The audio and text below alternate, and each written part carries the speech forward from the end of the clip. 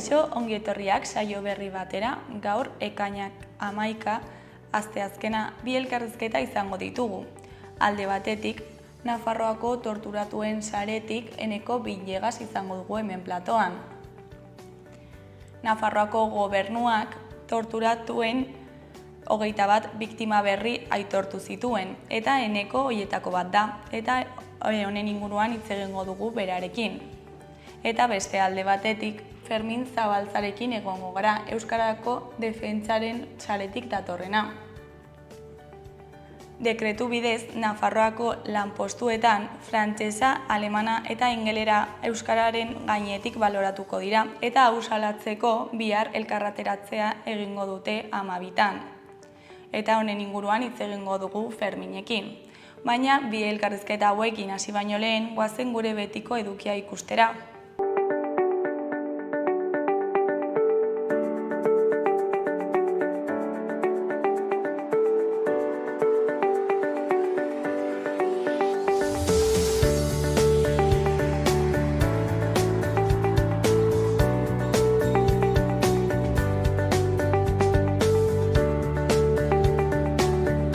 Goazen orain gaurko efemerideak ikustera. Gaurko egun batean, 1957ko ekainaren 11an, Maurice Audin matematikaria hil zuten torturatuta Algerren Frantziako militarrek. Algeriako alderdi komunistako kidea zen, baita Algeriaren independentziaren aldeko ekintzaile antikolonialista ere. Frantziako paratxutistek atxilotu eta hil arte torturatu zuten, Algergo batailak iraun bitartean. Urte batzuk geroago, 1967an, Salvador bertsolariak txistuak txalo bihurtu zituen Donostian. Bertsolari txapelketa nagusia jokatu zuten garaiko 10 bertsolari onenek. Egun berean, baina 1968an, Frantzian poliziak 2 langile hil zituen, okupatuta zeukaten Sottsauseko Peugeot lantegia usteko operazioan. Bezperan langileek greba hasi zuten, jakin zutenean urte hartako maiatzeko greben ondoren zuzendaritzak galdutako egunak berreskuratu nahi zituela.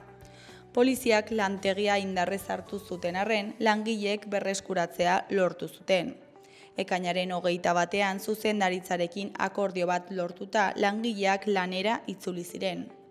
Eta bukatzeko 1980ko ekainaren 11an, Jose Miguel Etxeberria Alvarez, Naparra, Komando Autonomo Antikapitalistak erakundeko kidea desagertu zen Ziburu inguruan. Batallon Basko Espainol eskuin muturreko erakunde parapolizialak oharbidez jakinarazi zuen baitu eta egin zutela.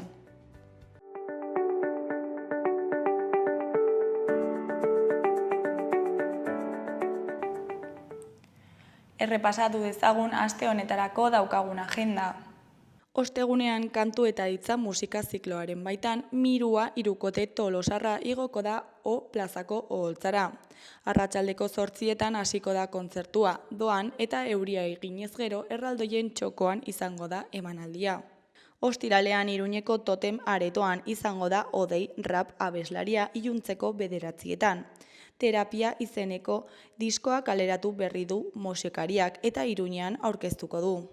Larunbatean, Modernoak izeneko antzerki animazioko ikuskizuna egongo da Iturramoko Zibiboxeko kanpoaldean, arratsaldeko 5:00. Igandean, Basoa ikuskizuna egongo da Kondestableko Zibiboxean goizeko 12:00. Aurrendako ikuskizuna da Basoa, txontxongiloak aktore lana eta zuzeneko musika uztartzen dituena. Uxuek eskatuta dago bere amona itzaltzen ari delako, eta basoaren sakonean barneratu nahi du, bertan bizi diren izaki magikoen bila.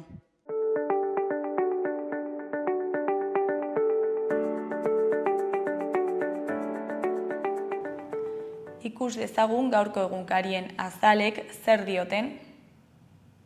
Diario de Noticias egunkariaren argazki nagusian langileek elkarretaratzea egin zuten atzo goizean lantegian eta zuzendariari sartzen galarazi zioten.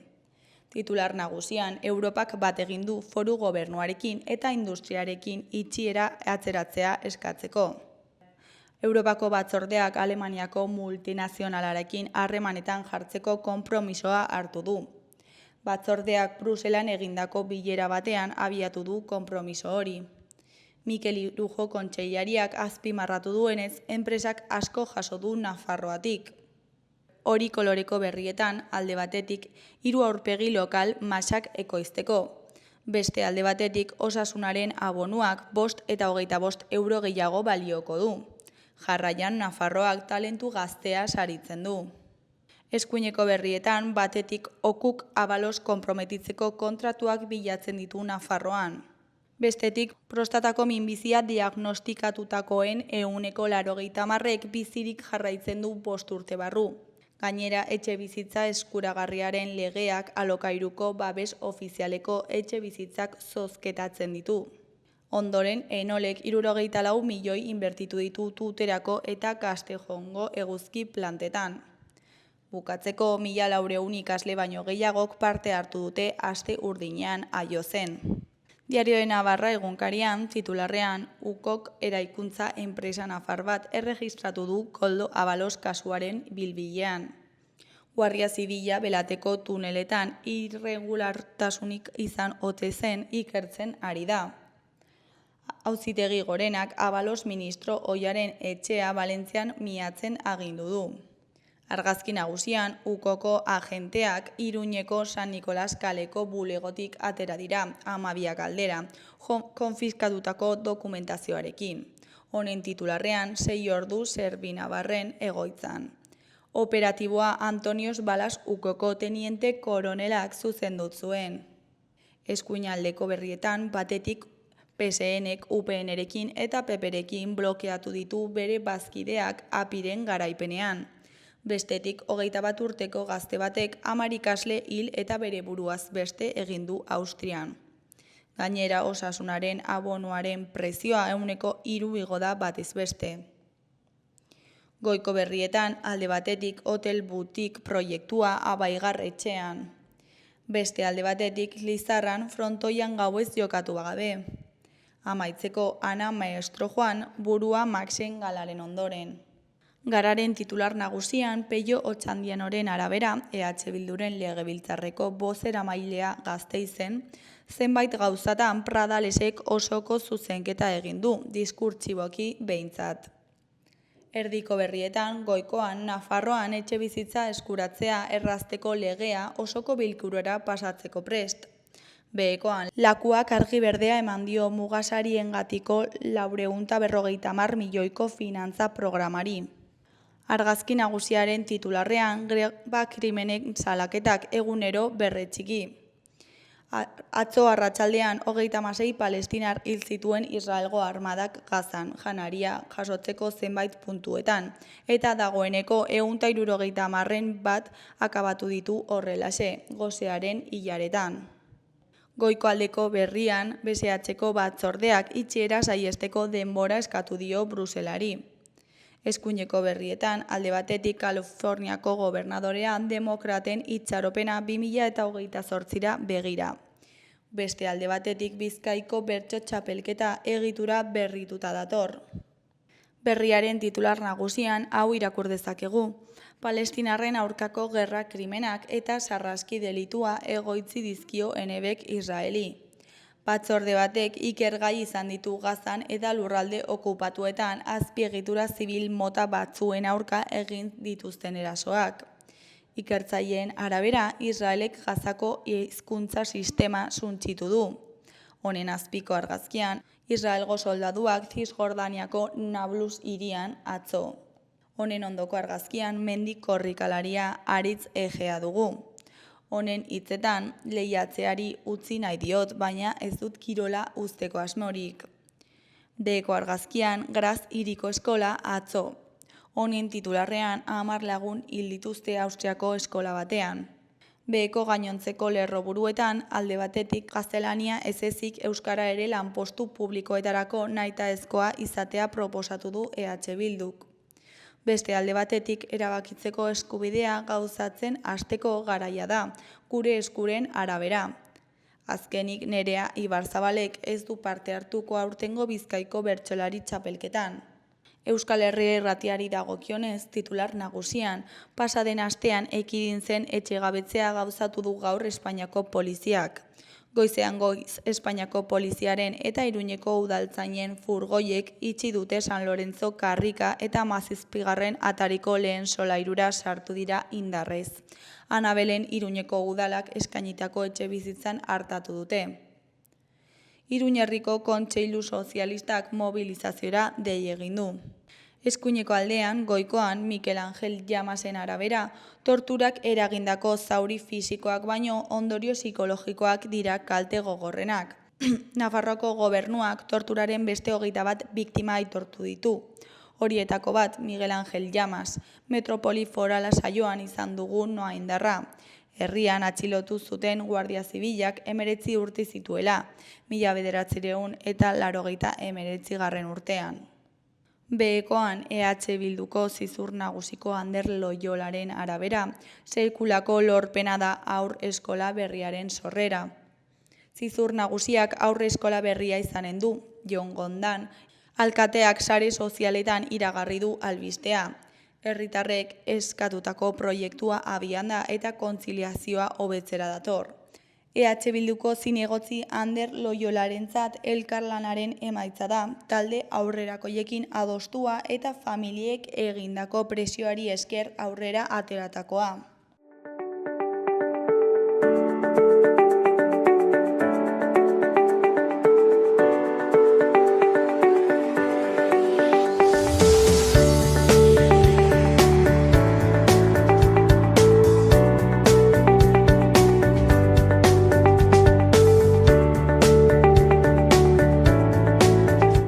Kaixo, hasieran esan dugun bezala, orain Eneko Bilegasekin gaude, Nafarroako torturatuen saretik datorrena. Kaixo, zer moduz? Kaixo, zer moduz zuek ere, nik ongi hemen, zuekin ebateko gogoz.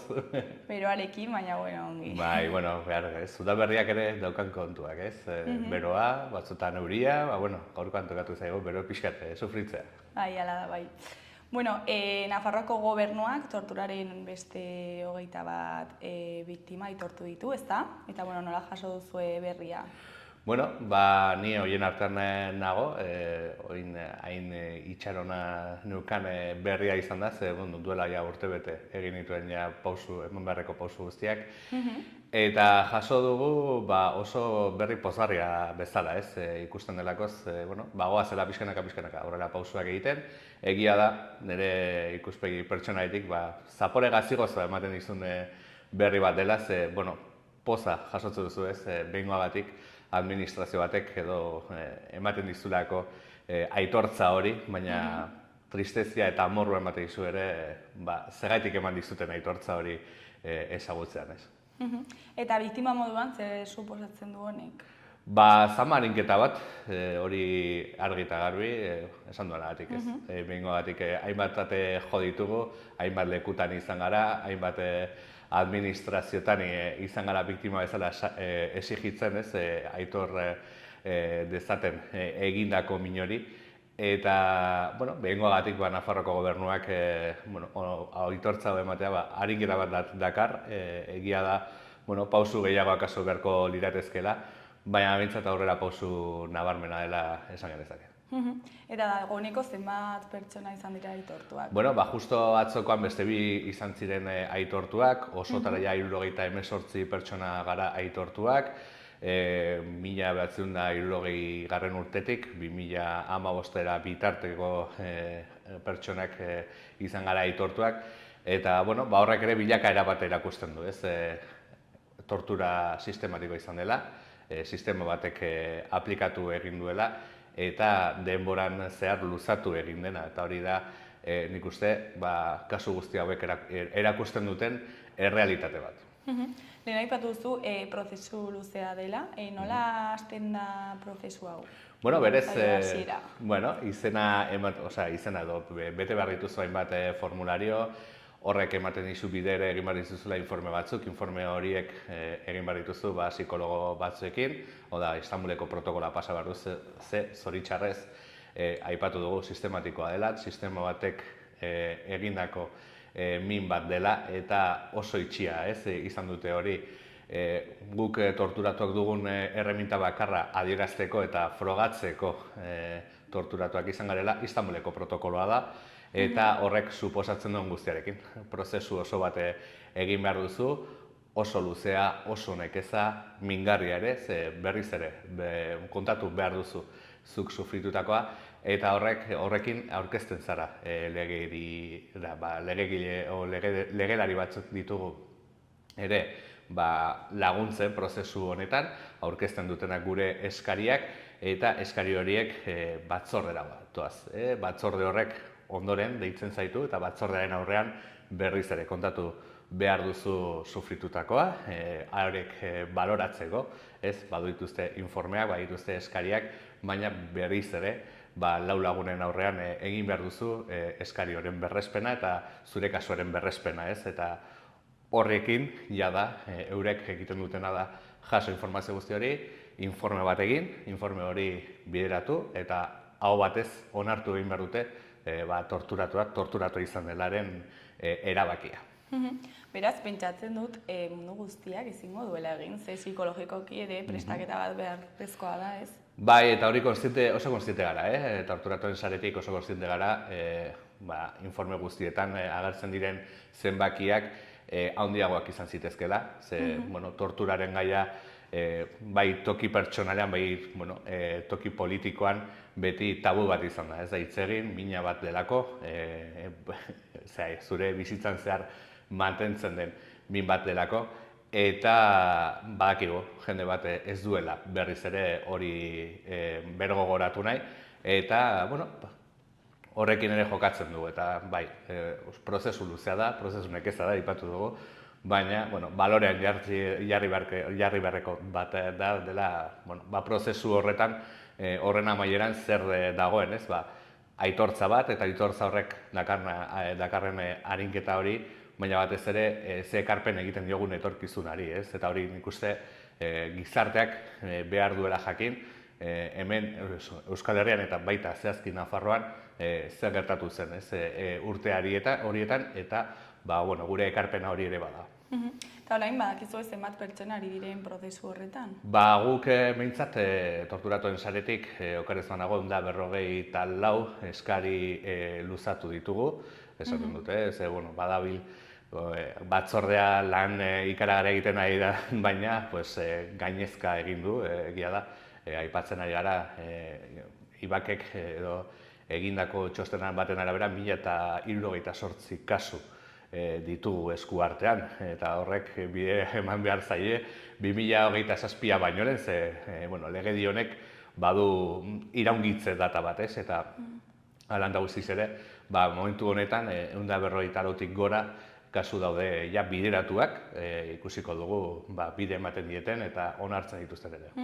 Aitortzaren behar da 2027 baino lehen? Momentuz bai, horri aipatu zuten legediaren zeran, batzorde honek iraungitze data bat dauka, ez da betikotuko, egia da, baliteke ez dakit hori politika arloan eta alderdien arteko negoziaketetan ez dakit hori luzatu beharko den edo ez, baina guk ikusten dugu alik eta jende gehien aurkeztu behar dugula, iraungitze data hori baino lehen bazpada ere ez. Eta saretik, zein da sarearen papera prozesu honetan eta aitortzaren lorpen honetan? Bide lagun izatea, ez? Hori da batez ere funtsa, alde batetik asesoritza edo aholkularitza lanak egitea, paper betetze horietan laguntzea, behin fase desberdinak igarota ere egiten ditugu lantalde psikologoekin lantaldeak edo baita ere norbanakoak ahalbidetzen diogu psikologo horiekin lan egitea, ze mugitzen zaitu, ez? Pausu bakoitza ematen duzunarik mugitzen zaitu, eta hori bera ere, erreminta horiek ere ematen ditugu, ez? Argi eta garbi dugu, sarea garen einean eta gu ere torturatuak izan garen einean, badakigu zer den hori, ez? Eta zaintza dugu ere erdigunean jarrita, eta hori da guk ahalbidetzen duguna. Eta kasu oso ezberdinak eta egoera oso ezberdinak topatzen dituzue? Bai, denetari dugu. Tortura fisikoak eta brutalak edo jada izan dituztenak, erailako pertsona ditugu, horren senideak,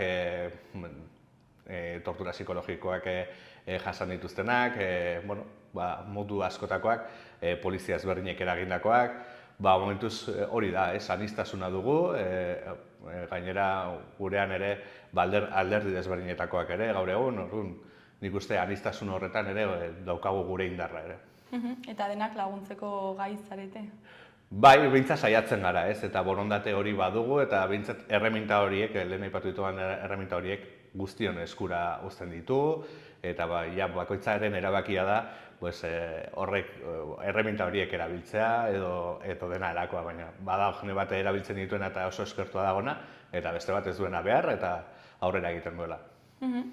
Eta prozesu honetan ezakit elkarlanean aritu zareten Nafarroako gobernuarekin? Etengabeko hartu emana dugu beraiekin, jakiten dugu, pixkat egiten ditugu gure bilkurak beraiekin, alderdi guztiekin, pixkat ere gure ikuspegia emanez, jakin bakeu ere legedi honek ez duela guztiz erreparatzen, edo bintzat nahiko genukena ez dela, baina badela aurrera pausu bat eta horrekin saiatzen gara ere hartu eman hori eukitzen alderdi guztiekin eta oso modu naturalen egite ditugu gauzak bai. Eta erreparaziorako bide horretan, ezakit nahikoa iruditzen zaizuen, ezakit zeintzuk dira hurrengo pausoak? Behingoagatik, errekonozimendu ofizial eta potente bat izatea, norbanakoka izaten ditugu errekonozimenduak, baina uste dut komunitate bezala ere behar dugula, errekonozimendu hori. Eta hurrengo pausoak, ez dakizkigu momentu honetan, gu zentratua gaude, lehen aipatu den bezala, 2027an iraungitze data dugu, eta horretan, jendea aurkeztu dadin legedi honetara, hori da gure pausu lehendabiziko eta garrantzitsua, eta gerora ikusiko dugu errekonozimendu guzti horieken, dependerez jendeak zen nahi duen, hurrengo pausoak egitera, ez dugu atearik isten, ez dakigu justiziara joko dugun, ez dakigu hori gero sare bezala erabakiko dugu, guztion artean erabakiko dugu, eta norbanakoen artean ere erabakiko dugu, zein diren hurrengo pausoak. Eta zu pertsonalki zer espero duzu etorkizunaz? Etorkizunaz, egia da, erabaki honek edo behintzat aitortza honek ematen dizu beste ikuspegi bat, momentuz zu zinen bakarrik estatu baten kontra, baina ematen dizuna da, gobernu batek, Nafarroako gobernuak zehazki, onartu zaituela, bai, zu bizitakoa hori holakoa izan da, zuk esan bezala, honek ematen dizu gogo, egia da, zintzoki hitz egin da, justiziatik ni behintzat ez dute zer espero, ez dut ere nahi olako saltsa batean sartu, baina ikusiko da ezakita Espainiako gobernuak ere olako bide bat hasten duen, edo ez, baina hori ja ez da gure esku ez. Gero, biktimetaz ari gara, baina ere beste biktima mota bat familiak dira, ez? Nola hartu dute hauek aitortza? Oso pozik, denek hori zoriondu naute, baina ni esanean zoriondu behar ditudanak beraiek dira, ez? Ni sufritutakoa eurek ere pairatu dute. Ni familia bezala, nire inguruak ere pairatu du, eta gure komunitateak ere pairatu zuen. Guk honek kasuan torturatua izatetik, horrek zituen bata ni suntzitzea eta bestea ere nire komunitatean izua barreiatzea, eta hori ere hortaz ere hitz egin behar dela nik uste argi eta garbi, eta hori ere nik uste komunitate bezala pixate zoriondu behar dugula gure buruak, behingoagatik egia ateatzen dagoz argira, eta hori ere ospatu behar dela, egin handi batean, behingoagatik Nafarroako gobernuak aitortza horiek eman dituelakoz. Eta orain epe laburrean ezakit aitortza gehiago espero ditugun, edo ez? Ez dakigu, hori batzordearen arabera, eta bakigu gozari epatu dugu gainezka dagoela, da piko ditugu jada martxan bideratuak, horre momentu horretan lanean dabiltza, euren lana egiten, eta gu ez ditugu presionatzen ari, bagituzte bere ritmoak, eta nahi duguna da ahalik eta hoberen egitea aitortza horiek, zirrikiturik ez uztea, etor daitezken kexak edo etor daitezken zalantza horiek ekiditeko, ja da hasi direnak azaleratzen. Baina, bueno, hori da guk nahi duguna, ahalik eta hoberen egitea lana, eta bixe, hortan gabiltza. Hala, espero dugu. Bai. Eta, bueno, eneko ja bukatzeko, ezagik zerbait gehiago komentatu nahi duzu, jendeari zerbait esan? Ez, hemen ikan animatzea, ez, gure egoera, nire egoera berean egondako pertsonek, har dezatela eta, aurkez daitezela, jar daitezela gurekin harremanetan, Nafarroako torturatuen sarearekin harremanetan, bide lagunak izan garela, eta animatzen ditut menikan aurkez daitezen batzordera eta aitortuak izan daitezen ere beste asko. Eneko zuri eskerrak eman, gurera etortzeagatik eta zorionak esaten alba da, edo ez, zakit. Bai, hori ere bada, ez, beste borroka bat, jende asko zorion du nau eta ez dakit zoriontzea baden aukera hoberena, baina, bai.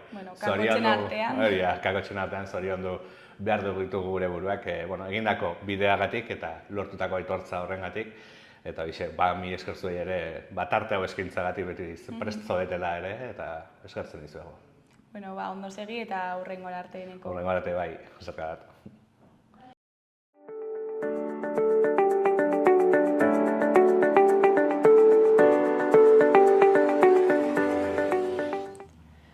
Gaurko eta biharko eguraldiaren iragarpena ikusiko dugu orain. Gaur, asteazkena, beroak jarraipena izango du, eta giroa ezegonkorra izango da. Hegoaldeko haizea harro ibiliko da. Kantauri isurialdean tenperatura are gehiago igoko da, batez ere kostaldetik hurbil nabarituko da igoera, eta oro har tenperatura maksimoak 30 gradutik gora geldituko dira. Goizean giroa argia izango da ostarteekin eta hauntz gandua ager daiteke. Baliteke baita euri apur bat egitea. Orduek aurrera egin ahala bero hodeiak garatuko dira eta eguerditik aurrera zaparrada trumoitsuak bota ditzake. Egunaren amaieran kostaldean ipar-mendebaldeko haizea zakar ibiliko da. Ostegunean eguraldia atseginagoa izango da. Temperatura jaitsi egingo da, bereziki kostaldean, dena dela, gainerakoan beroak jarraipena izango du, 30 gradu inguruko maksimoekin. Goizaldean oraindik zaparrada trumoitsuak bota ditzake eta goizean goiz behe-hodeiak ager daitezke. Goizak aurrera egin ahala hodeitza txikituz joango da eta giro eguzkitsua gailenduko da. Haize suabea ibiliko da, egunaren erdiko orduetan iparra nagusi izanik.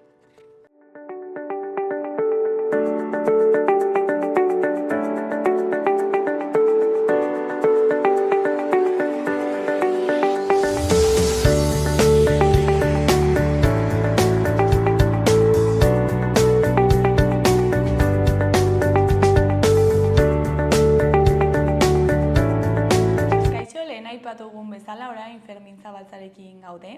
Kaixo, zer moduz? Ongi, eta zu? Oso ongi baita ere. Euskararen defentsarako saletik bihar elkarretaratzea deitu duzu, ezta? Eta kontatu guzu pixkat zergatik. Joan den urtean, Nafarroako gobernuak onetsi zuen merezimenduen dekretua, eta merezimendu dekretu horren osagarri gisa edo berriki atera du maiatzean atera zuen beste dekretu bat, eta hor esaten zen zer postutan, Nafarroako gobernuko zer postutan baloratuko ziren hizkuntzak eta postu bakoitzak ze hizkuntza. Eta orduan, hor ikusi da 1500, lanpostu batzutan baloratuko dira hizkuntza guztiak, baita euskara ere, baina horietaz aparte, 1500 bat lanpostutan baloratuko dira inglesa edo alemana edo frantsesa edo hiruak edo bi, baina ez euskara, eta gero beste 500 bat postutan baloratuko da euskara, baina ez beste hizkuntza horiek, ez? Eta jakina espainola beti nahitaezko, ez? Eta onartezina iruditzen zaigu, ez? Esan dut, euskara da Nafarroako hizkuntza eta uste dugu, batetik azken helburua da, administrazioa eta Euskal Herria erabat euskalduna izatea, baina orain baloratu behar badira hizkuntza batzuk, onartezina iruditzen zaigu lanpostu batean ingelesa adibidez baloratzea eta ez euskara, ez? Eta hori gertatuko da 1500 bat postutan. Eta merezimenduen dekretu hau zer da konkretuki? Geroa bai gobernatzen zuen garaian, onetsi zen Euskararen foru dekretua, nire ustez ez zen oso ona, baina hala eta guztiz ere, UGT-ek eta beste UGT-ek, AFACNA sindikatuak eta beste batzuk errekurtso bat jarri zuten, horren kontra jotzeko, beren ustez sobera baloratzen zen euskara, eta ez hori bakarrik, adibidez UGT-ek errekurtso bat jarri zuen eta irabazi, ez zedin derrigorrezkoa izan errotulazioa elebitan izatea adibidez. Ez dakit zergatik jarri zuen sindikatu batek hori, ez bada euskarafobiagatik. Baina, kontua da, pixka bat hobetzen zen euskararen balorazioa dekretu horren bidez, eta orduan errekurtsoa jarri zituzten, epaileek arrazoi eman zieten 2019an, eta ondoren justu etorri zen Txigiteren gobernua, eta esan zuten, zer egin, epai honi errekurtsoa jarri edo ez, eta erabaki zuten ez jartzea. Eta hori konpontzeko esan zuten, ez dugu errekurtsoa jarriko, baina nolabait konponduko dugu beste foru dekretu berri baten bidez, ez? Berehala onetsiko dugu. Eta hori izan da, orain, 5 edo 6 urte geroago. Eta hori ere txarra da euskararentzat, gauza txarra asko ditu. Eta hori igual beste egun batean nahi baduzu landuko dugu. Baina horren ondorioz, besteak beste baloratuko dira alemana, frantsesa eta inglesa Nafarroa guztian, eta euskara bakarrik eremu euskaldunean eta mistoan. Eta foru dekretuek horrek eskatzen zuen beste zerrenda bat egitea, Nafarroako gobernuak zerrenda bat egitea, esanez, ze postutan baloratuko ziren eta ze hizkuntza, ez? Eta hori, esan bezala, hori berriki onetsi dute, sindikatu guztiak kontra zeuden, sindikatu euskaltzaleak ez zeudelako ados jokabide euskarafobiko honekin, eta sindikatu euskarafobikoek ez zutelako euskara inola ere baloratu nahi. Eta hori, egoera honetan gaude, 1500 lanpostutan, baloratuko dira alemana, inglesa eta frantsesa, baina ez euskara. Eta orduan biharko elkarretaratzean hori isolatu nahi dugu. Eta nola eragingo die egoera honek euskaldunon eskubidei? Egia esan, baloratzen den kasuetan ere oso gutxi baloratuko da. Eremu mistoan, deialdi guztiaren 2,1 bakarrik baloratuko da euskara. Baina gainera irangarria da, hori, 1500 postutan, beste hizkuntza batzuk baloratzea eta ez euskara, ez? Eta, uste dugu gaitzkiagoa zela eta salatu behar dugula, ez? Kaleratera gabe eta gobernu honi bultzaren gabe, gauzak ez dira hobera joanen, baizik eta okerrera. Eta gainera, orain bitxia da, ez? Orain gertatu da berriki, Juisok esan duena hizkuntzei buruz, Europan euskara ofiziala izatea eskatu dute hainbat indarrek, ez? Besteak beste PSOek, eta hori dena gertatzen den bitartean, hemen gertatzen da, euskara baztertzen dute, baita alemanaren aldean ere, alemanaren, inglesaren eta frantsesaren aldean ere, errotulazioan euskara baztertzen dute, eta, hau, ez dakit, paradoxikoa da, ez? Eta Europako errekonozimendu saiakera horrek ezakit eragina izan du hemen, ez, edo uste duzue izango duela, azkenean errekonozitzen bada?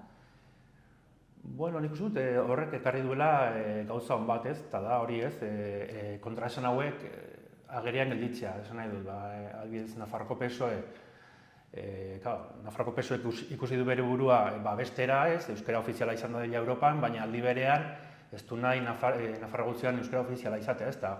Ongi dago, inkoherentzia horiek agerian gelditzea, ez, eta gaia mugitzea, ez. Ez isiltzea, ez, eta euskararen ofizialtasunen gaia, eta euskararen bazterketa beti hor egotea, ez. Bazterketa bada, kejatzen ez bagara, eta gaia mugitzen ez bada, ikusezina da, eta kejatzen bagara, agerian utziko dugu euskararen eta euskaldunon bazterketa. Eta herritar moduan, nola ikusten duzu herritarren eta administrazioaren arteko harreman hori euskaraz egiteko posible da, ez? Orain bertan esan nahi dute? Inola ez. inola ere ez, ez Nafarroako gobernuan. Bueno, orain buruz ez dakit zenbat euskaldun gauden, zenbat euskaldun oso eta euskaldun hartzaile Nafarroan, baina badakit ez Nafarroako gobernuaren administrazioan, adibidez Iruñeko udalaren administrazioan lanpostu elebidunak askoz bajoagoa dela, kopuru askoz bajoagoa dela, ez? Eta ez dago borondaterik, ez planik zirkuitu elebidunak egiteko edo egoera hori konpontzeko. Eta gero, zonaldeka ofizialtasuna dago hemen Nafarroan, nola eragiten du honek euskararen eskubidei, euskaldunon eskubidei izan nahi dut? Begira, egia esan, nik uste dut okerrera egin dugula, hau ja nire iritzi personala da, baina esan nahi dut, beti esaten da, ez? Azken 10 urte hauetan, aldaketaren gobernuarekin, euskara aurrera egiten ari da, ez nahiko genuken erritmoan, baina aurrera ari gara, eta hori ez da egia, esan nahi dute. Gauza batzuetan aurrera egiten ari gara, ez? Adibidez, euskarazko hedabideen diru laguntzetan, edo euskaltegien diru laguntzetan, adibidez, aurrera egiten ari gara. Baina, adibidez, merezimenduen dekretua da, atzera pauso bat, inoiz izan ez duguna, ez da UPN-erekin ere. Merezimenduen dekretuak egiten duena da, udalei beren autonomia txikitu, eta adibidez udalek orain arte nahi haina baloraz ezaketen euskara, deialdietan, eta adibidez, Borrateko udalak, deialdi guztiaren 10% balorazioa ematen ziren adibidez lanpostu batzuetan euskarari, ez? Eta orain merezimenduen dekretu honek, aldaketako gobernu aurrerako horrekin, gehienez ere 2,1, deialdi guztiaren 2,1 balora dezakete euskara, ez? Eta nire ustez gezurra da, hori esan nahi dute, alderdi politiko guztiek errepikatzen duten gezurra da, ez? Ari gara, Nafarroan ari gara, ez? Nahiko genuken erritmoan, baina ari gara, eta inoiz baino hobeki gaude, eta gezurra da, arlo batzuetan hobetu dugu, eta beste batzuetan okerrago, eta Nafarroako udalak, inoiz baino okerrago gaude euskara baloratzeko, eta inoiz baino autonomiago gutxiago dute, eta orain hori, deialdi guztiaren 2,1 balora dezakete eremu mistoan.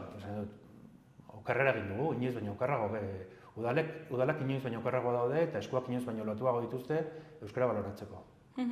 Eta zuk uste duzu noizbait eremu horiek desagertuko direla?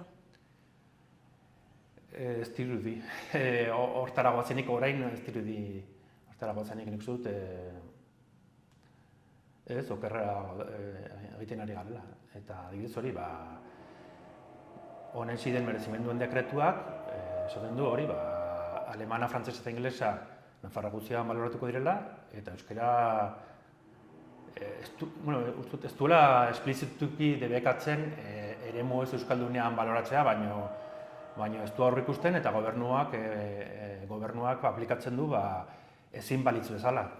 Eta hor dugu hori, gobernu ustez aurrerakoi batek erabaki du hori mantentzea eta betikotzea. Euskaraz baloratzea, Nafarroako zati handi batean, eta gainera iraingarria alemana adibidez, alemana, inglesa, frantzesa baloratzea.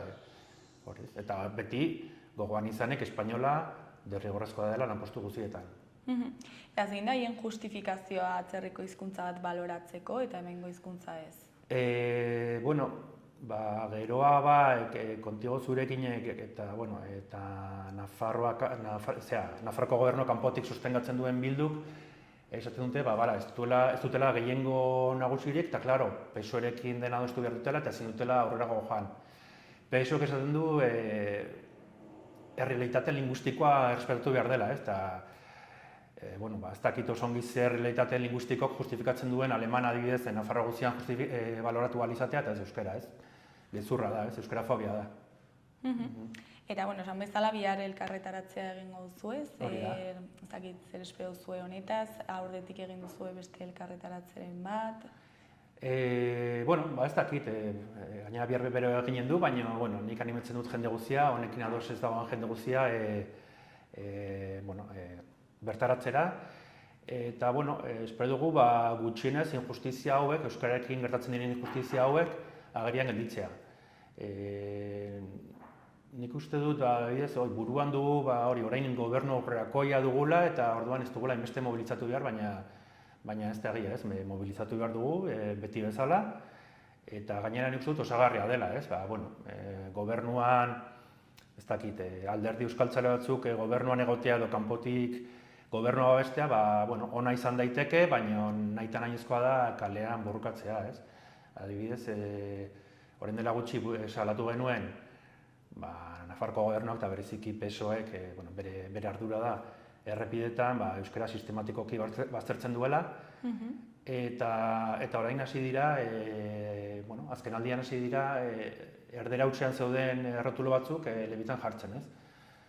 Herritarrek urteak eman dituzte, herritar batzuk urteak eman dituzte, idatziz, harremanetan jartzen gobernuarekin, elebitasuna eskatzeko errotulazioetan, arartekoaren gana jo dute, eta dena izan da gobernuak eta bereziki PSOEren lurraldeko eserako departamentuak adarra jo die, etengabe urtetan, eta gaia edabidetan pixkoat mugitu denean elkarretaratzeak egin ditugunean, orduan, hasi da, ikusi behar dugu noraino, baina hasi da pixkoat errotulazioen gai hori pixkoat konpontzen, ez? Eta hori, ikusi behar noraino. Eta honekin ere berdin, esan dut, naizta alderdi euskaltzaleek botere kota batzuk izan erakundetan beharrezkoa da mobilizatzea. Eta saretik zeintzuk dira aurrengo pausoak borroka honetan? Egia esan, sarea da oso gauza xumea da, ez da, idea zen hasieran WhatsApp talde bat, erasoen aurrean erantzun azkar bat emateko, ez? Eta orduan, ez dugu planteamendu orokorrik, baina, ez dakit, egia esan gure funtzionamendua da injustizia gertatu ahala eta gure ahalen arabera erantzutea, ez, konzentrazioak eginez. Eta, ez dakit, gai honekin eta beste gai askorekin gure asmoa da, kalera ateratzea, injustiziai erantzuteko. Eta biltzen zarete ez dakit astean behin hauek? Ez, egia esan da, hori, adibidez, hor batzarte bat gaude, eta norberak balortzen dut, berri hau agertu zen, maiatzean, eta batzuk esan duen, hau ezin da, oarkabean pasatu, hau salatu egin behar dugu, eta horra funtzionatzen dugu, injustizia gertatu ahala, eta indarra baldin badugu momentu horretan edo aukera badugu, proposatzen dugu, eta hola antolatzen gara bai. Eta zer da biharko manifestazioaz elkarreteratzeaz espero duzuena?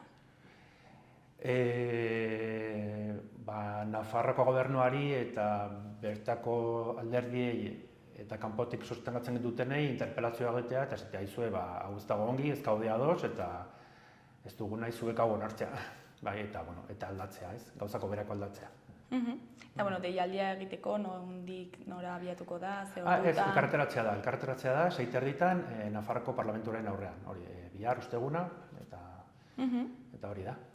Primeran, bukatzeko, ezakit zerbait gehiago komentatu nahi duzun, deialdia egin, jendeari animatu, ezakit?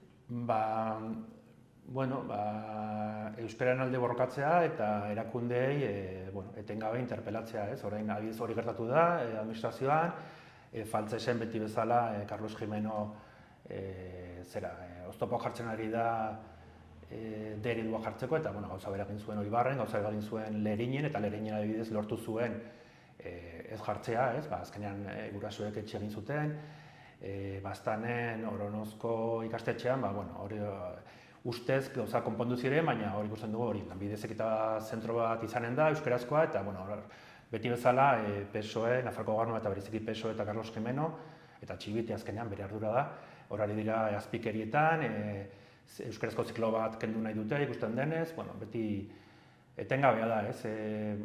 Mobilizatu behar dugu, bestela, Nafarroko Gobernuak eta erakundeak eta bereziki PSOEk darra jotzen digute behin eta berriz, eta ez dugu onartu behar. Fermin, zuri eskerrak eman, gurekin hitz egiteko tartetxo bat ateratzeagatik eta egoera ondo azaltzeagatik, eta ea zer moduz baten den biharko elkarretaratzea. Eskerrik asko zuei.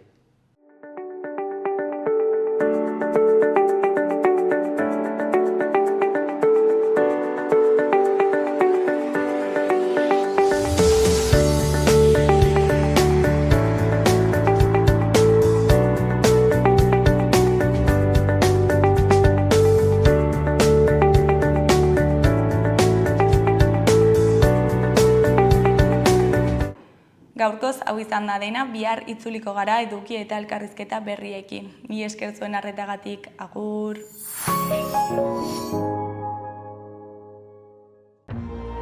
Gobierno de Navarra. Nafarroako gobernua.